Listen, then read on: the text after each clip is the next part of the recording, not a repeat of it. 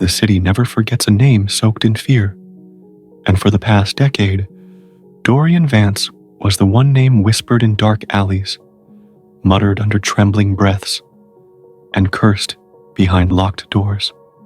He wasn't always a villain. No one is, until the world teaches them to be. Once, he was just another man navigating the cruel, indifferent chaos of life. A loyal son, a devoted brother, an ambitious entrepreneur. But the world doesn't reward kindness. No, it crushes it.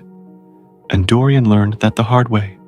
His downfall came in layers, a slow, agonizing descent that left nothing but ashes where his life used to be. First, it was his company, stolen by a partner he trusted like a brother. Then his mother, taken by a preventable medical error that the hospital covered up. And finally, the one thing he swore he would never lose, his dignity, ripped from him in a public scandal, orchestrated by people who thrived on his ruin. They thought they had destroyed him. They were wrong. Dorian learned that the world doesn't care for fairness. It only respects power. And he would never be powerless again. When he disappeared, people assumed he had given up, vanished into obscurity, like so many fallen men before him. But they underestimated him. That was their first mistake. He spent years in the shadows, studying the very system that had destroyed him, learning its weaknesses, its blind spots, the delicate strings that held society together. He watched the wealthy and the powerful manipulate the world like a chessboard. He studied them, imitated them, surpassed them, and then, when the time was right, he returned. But he was not the same man they had broken. Dorian Vance was reborn. His first move was subtle, untraceable. The man who had stolen his company woke up one morning to find everything gone. His accounts drained, his name blacklisted, his house repossessed. He screamed into the void, but no one answered, just like no one answered Dorian. The hospital that let his mother die? Their CEO was arrested in a brutal federal investigation that exposed years of corruption. Their stocks plummeted, their reputation shattered beyond repair, and the people who humiliated him, they found their darkest secrets leaked to the world. Affairs, fraud, hidden crimes. One by one, they fell, and no one could trace it back to him. Dorian didn't need to play by their rules anymore. He was above them now. But this was just the beginning. They called it a series of unfortunate events. One by one, the powerful men and women who had once stood untouchable began to fall. Companies collapsed overnight. Scandals erupted in broad daylight, and reputations burned to the ground in the span of a single news cycle. No one saw the pattern. No one connected the dots. But Dorian Vance, he sat in the center of it all, watching, waiting, and pulling the strings like a silent architect of ruin.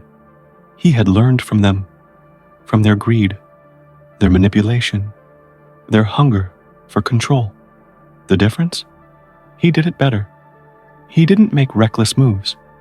He didn't let his emotions cloud his judgment. Revenge wasn't the goal. No, correction was. The world had shown him that power was the only language it understood, so he would speak it fluently.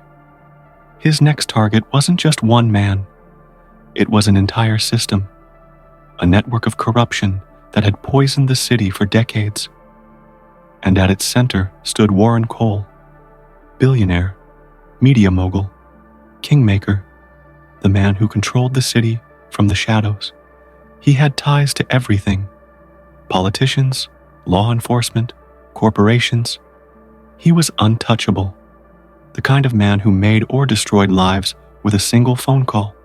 Dorian knew this firsthand, because Warren Cole was the man who orchestrated his downfall. It was Cole's network that had buried Dorian's scandal in the headlines, ensuring that his name would never recover. It was Cole's people who had shielded the hospital from lawsuits after his mother's death. It was Cole's money that had propped up the man who stole his company. And now, it was Cole's turn to lose everything. Dorian didn't attack directly. That was reckless, predictable. Instead, he infiltrated. He became a phantom in Cole's empire, inserting himself where no one noticed. A whisper in the right ears, a shadow behind key decisions, a ghost in the system. First, he planted doubt. An anonymous source leaked information that Warren's media empire had been laundering money for political campaigns.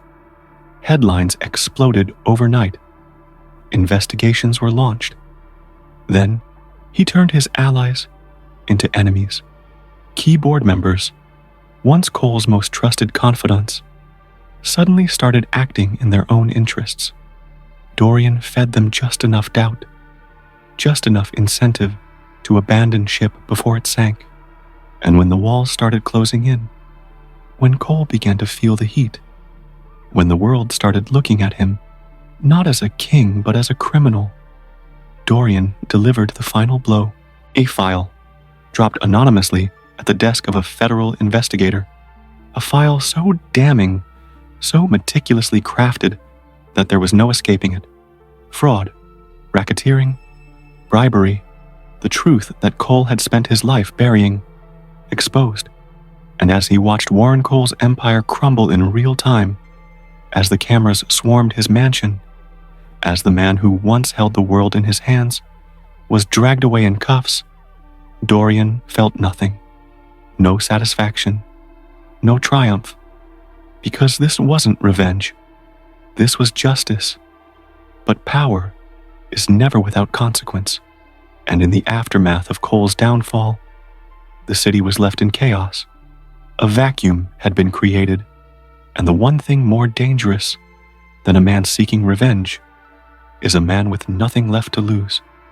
Dorian had spent years destroying those who had wronged him. Now, it was time to build, and the only question left was, what kind of empire would he create? The city had a new ruler. It didn't happen overnight. It wasn't an announcement, a coronation, or a hostile takeover. It was a slow, inevitable shift. Where Warren Cole's empire once stood, now lay ruins, scorched earth, stripped of power, riddled with betrayal. His allies turned on each other. His enemies moved in like vultures. And in the chaos, Dorian Vance built something new. At first, the public believed they were witnessing just another corporate player seizing an opportunity. Some faceless investor backing the right people, making the right deals, staying just out of sight. But behind the scenes, Dorian wasn't just playing the game. He was rewriting the rules. His name never appeared on contracts, yet he controlled the money. His face was never in boardrooms, yet his word dictated decisions. The city's elite whispered about a new power, one that had no weaknesses, no scandals, no obvious ambitions. A ghost who had mastered the art of control. And yet, despite it all, despite standing exactly where his enemies once stood, Dorian felt something missing. He had spent years on this path, every move calculated, every action leading to this moment. So why did it feel so hollow? That was when he met her, Lena Moreau, sharp, unapologetic, dangerous. She wasn't just another player in the game. She was a disruptor, a woman who saw through illusions, who didn't fall for charm or wealth or power. And more importantly, she knew who he was, not the new, polished Dorian Vance that the city feared, but the man who had once been ruined, the man who had lost everything. "You think you've won," she told him one night, her voice low, challenging. "You think you're different from the men you destroyed. he said nothing, because part of him knew she was right. And that's when the real question surfaced. Was he still fighting for justice? Or had he simply become what he once despised? The answer came in the form of one final betrayal. Someone within his circle, someone he had trusted, had made a move against him.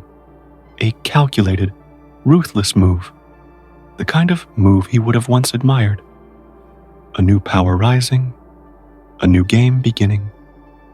And for the first time, Dorian realized this cycle would never end, because nothing teaches people faster than loss. And in this world, loss is inevitable.